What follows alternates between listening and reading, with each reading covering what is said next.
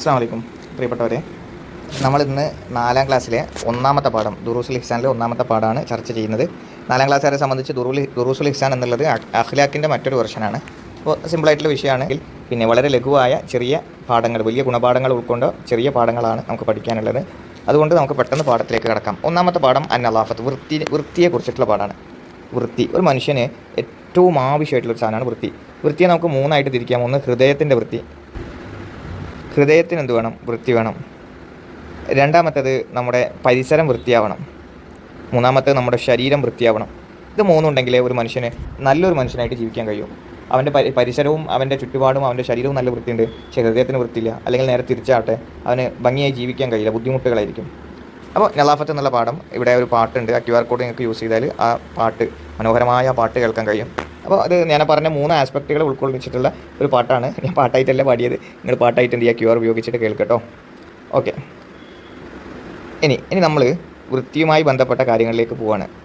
കൽബും ശരീരവും വസ്ത്രവും പരിസരവും എപ്പോഴും വൃത്തിയുള്ളതായിരിക്കണം. വൃത്തി ഈമാനിൻ്റെ ഭാഗവുമാണ്. ഇതാണ് നമുക്ക് ഈ പാഠത്തിൽ പഠിക്കാനുള്ളത്. ഓക്കെ, അടുത്തത് വൃത്തി. ഞാൻ പറഞ്ഞു 3 ടൈപ്പ് ഉണ്ട്. അതിലൊന്ന് വൃത്തിയുള്ള കൽബാണ്.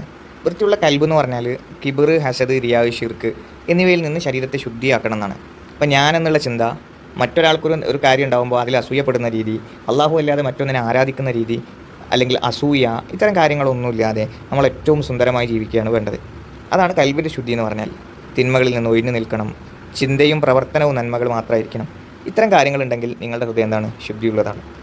അടുത്തത് വൃത്തിയുള്ള ശരീരത്തിന് നമ്മൾ പല്ല് തേക്കണം, നഖം മുറിക്കണം, കുളിക്കണം. ഇതൊക്കെ നമ്മൾ റെഗുലറായിട്ട് ചെയ്യുന്ന കാര്യങ്ങളാണ്. ഇനി വൃത്തിയുള്ള പരിസരം.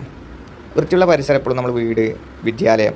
ഒരു മനുഷ്യൻ, ഒരു കുട്ടി ഏറ്റവും കൂടുതൽ സമയം ചിലവഴിക്കുന്ന 2 സ്ഥലമാണ് വീടും വിദ്യാലയവും.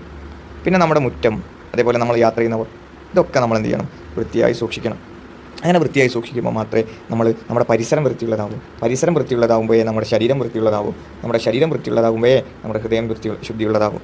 പിന്നെ ഇവിടെ ഒരു ഹദീസ് കാണാം, നിങ്ങളുടെ മുറ്റങ്ങളെ നിങ്ങൾ വൃത്തിയാക്കുവിൻ, നൗലിഫു അഫ്നിയത്തക്കും എന്ന് നബിതങ്ങൾ പറഞ്ഞിട്ടുണ്ട്. എപ്പോഴും നമ്മുടെ വീട്ടിലൊക്കെ അമ്മമാർ രാവിലെ എഴുന്നേറ്റ് മുറ്റടിച്ച് വരുന്ന കാണാറുണ്ട്. എത്ര കഷ്ടപ്പെട്ടിട്ടാണ് അവർ മുറ്റടിച്ച് വരുന്നത്. അത് കൂലിയുള്ളൊരു കാര്യമാണ്. നബിതങ്ങൾ പറഞ്ഞൊരു കാര്യം കൂടിയാണ്. ഞങ്ങൾ വൃത്തിയുള്ളവരായി അള്ളാഹു റസൂലും ഇഷ്ടപ്പെടുന്ന നിലയിൽ ജീവിച്ച് വിജയം നേടാൻ അള്ളാഹു നമുക്ക് തൗഫീക്ക് നൽകട്ടെ, ആമീൻ. ഇത്രയേ ഉള്ളൂ ആ പാഠം. വളരെ സിമ്പിളായിട്ടുള്ള ഒരു പാഠമാണ്.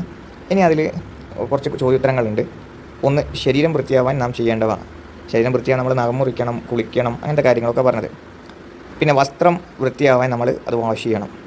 പരിസരം വൃത്തിയാവാൻ നമ്മൾ മുറ്റം, വഴി, വിദ്യാലയം ഇതൊക്കെ ക്ലീൻ ആക്കണം.